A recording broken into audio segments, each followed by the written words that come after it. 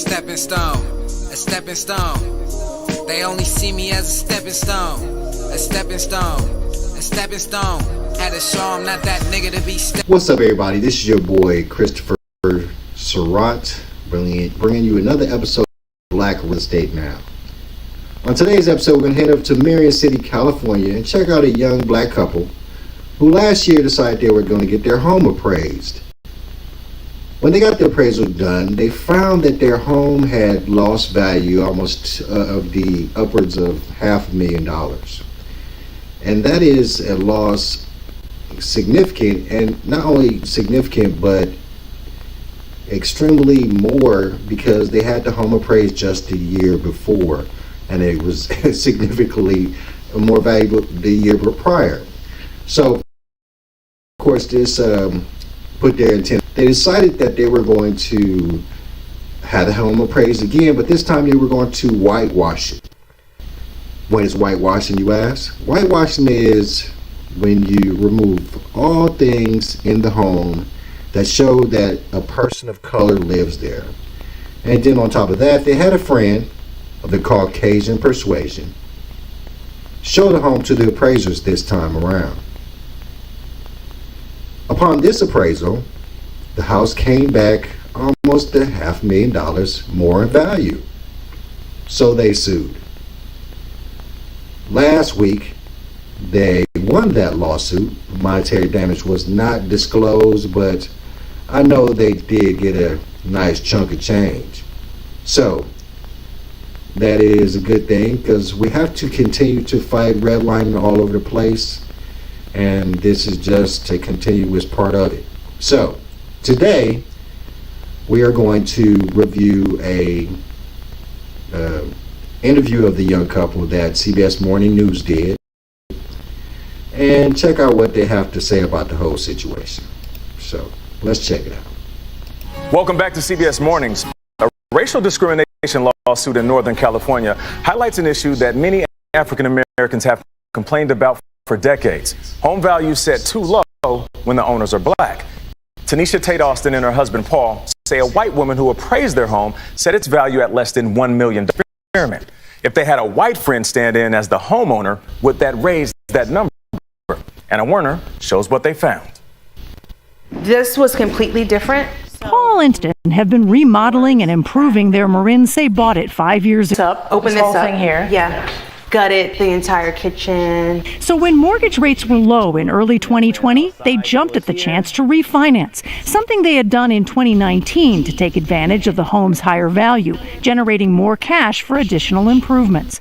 That year, it appraised at over $1.4 million, but now, a year later, just $995,000. And when it came in so low, we both were like, oh, this is wrong.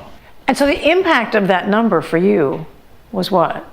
Significant. I mean, it's the financial impact, but it's the emotional impact. It's the feeling every day, like the tax of being African American in this country. Like, you don't know. It's a coin toss. You're not for sure what's going to happen. That is a good point. I always keep talking about it. The tax of being black, and you just never know when you're going to pay it. A lot of us are not in the victim mentality care or try to worry about what others think, but there are a lot of people out there that people's biases against them could affect them a lot. Financially, like in this situation, housing, employment. There's all types of things or situations where a black tax could hurt a person of color. And, you know, the hope is that we've come a lot farther in the world, that we'll get to the point where there are no black taxes levied on people of color. But let's face it, it still happens, and we still have to fight against it. So let's continue. So for a second appraisal, they decided to do something they felt would get them a better number for sure, with the help of a friend named Jan. You said, let's do what? So I just said to Jan, I was like, we had a low appraisal. Will you be me? She's like, of course, I'll come over. And the thing to know about Jan is? She's white. With Jan now playing homeowner, they cleared away their own photos and art. We had to take down everything. Yeah. Like all of our art that you see around our homes, pictures, anything that's essentially resemble that this home belongs to a black family. It's like anything that was reminiscent of you and what you care about. Yes. You had to take down. Yeah. Yes. After what they call their whitewash, the new appraisal came in, nearly $1.5 million, close to $500,000 more than the appraisal roughly a month before. You feel a sense of relief, like I told you, but then you feel a sense of sadness, like, oh my goodness, like I can't believe that it appraised for. We had to do what we had to do in order to have our house appraised for what it should have appraised for from the start. It's messed. It's just sad that they had to do it. It's just sad that in the world we live in, you still have to do this. But of course, that's where, the importance of working with people with good character, good vetting of the people that you're working with, research about who they are, and try to understand how they think. It's not fail proof, because people can lie, people can put on a mask, but you have to do as much as you can possibly to vet people that you're doing business with, because just try your best to avoid situations like this. Let's continue. Right? Like we shouldn't have to, you might as well say it's heartbreaking.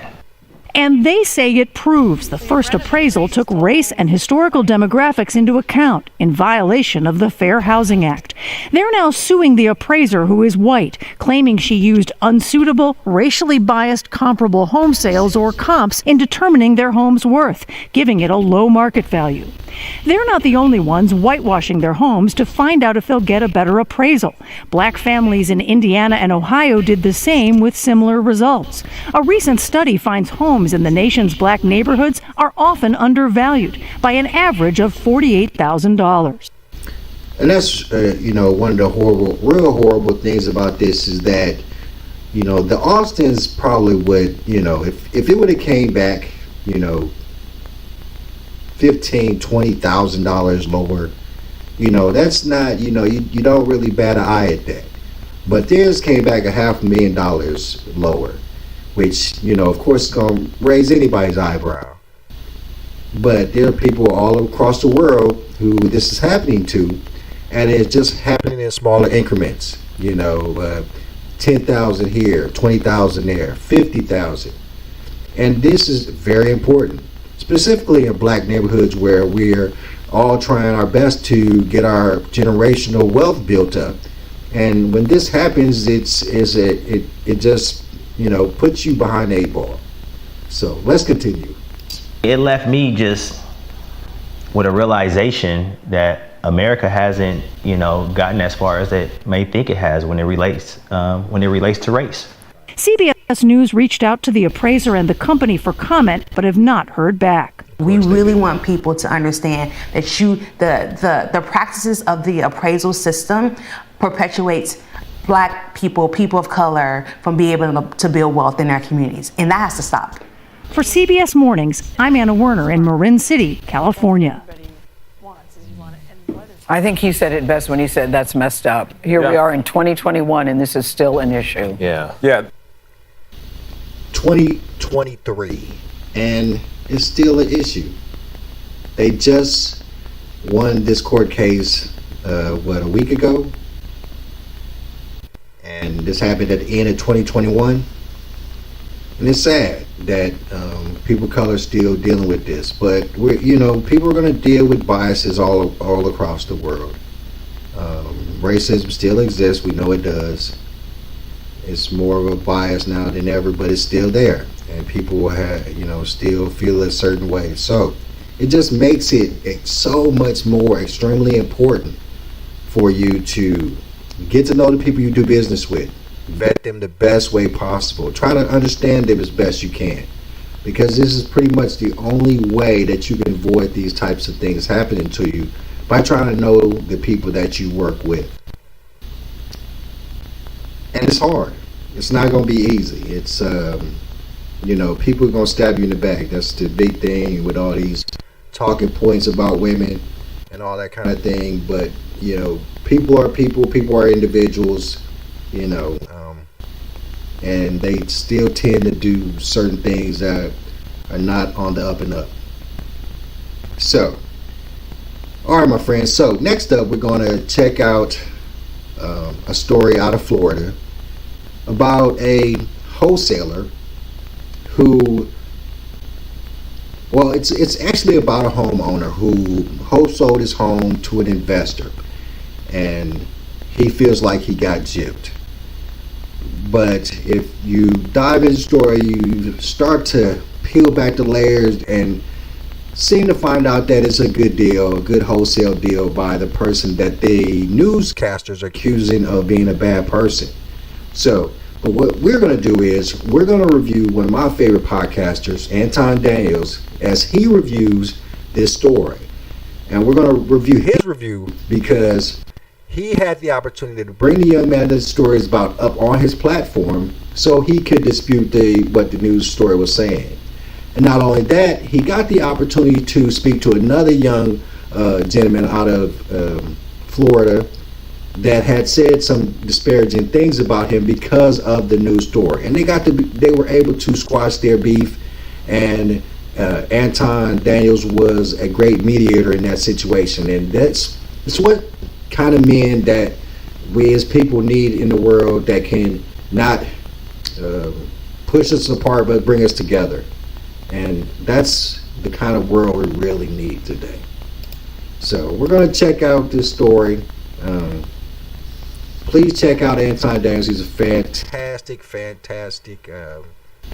podcaster. He has a couple of fantastic podcasts. So, but let's check this out. A home in Florida doesn't have to be as complicated as you think. You can actually transfer ownership just by signing a special deed and having it notarized. Because of divorce or giving a home to the relatives, but beware of potential scams to cheat you. Investigative reporter Terry Parker here to explain how the same process can make you vulnerable to unknowingly signing away your home. Terry? Todd and Felicia, that's what a senior homeowner in Fort Pierce says happened to him. I'm reading super chats throughout the show. Make sure y'all tap into the Patreon link is in the description as well as pinned to the top of the chat. According to court documents, he signed away his home for $10. Now he's being evicted and has no place to go. I looked into his story to see how it happened. Let me read this really quickly. Gigi says, hey, Anton, I sent you a DM on this story because the person they are painting to be the bad guy is my boyfriend. Okay. And the story was painted wrong. I was there and have the facts. Carlton has the facts. If your boyfriend want to come on the show, let me know and I'll drop the link in the description and he'll be able to come up and defend himself. How about that?